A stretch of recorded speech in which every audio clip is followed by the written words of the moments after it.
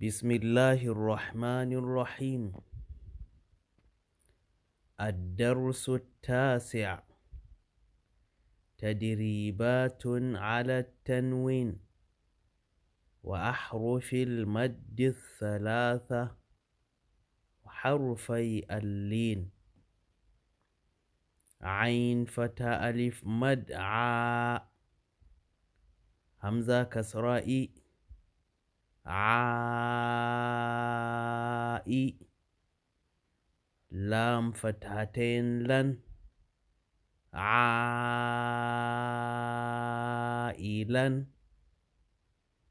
غين فتى ألف سكون غا، سين كسرة سي غاسي، قاف كسرتين كن غاسكن، نون فتحة ألف سكون نا، صاد كسرة سي ناسي، را كسرتين رين ناصرين، واو فتحة ألف سكون وا، لام كسرة لي والي،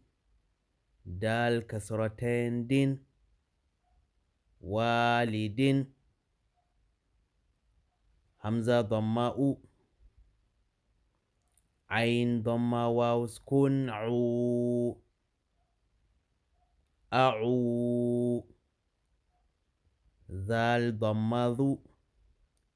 أعوذ، همزة فتحة كاف كسرة يا سكون كي أكي، دال ضمة أكيد، يا فتحة يا، خا فتحة ألف سكون خا، فا ضمة فو يخاف، يا فتحة يا، دال فتحة ألف سكون دا، ها ضمه يداه، يقال ترابا، حا كسر حي، سين فتحة ألف سكون سا حسا، با فتحتين بن حسابا،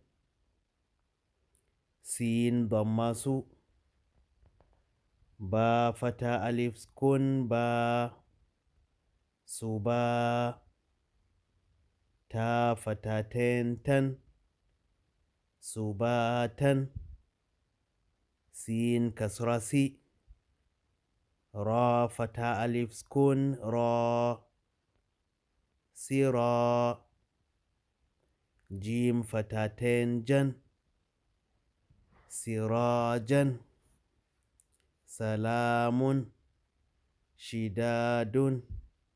شرابا صوابا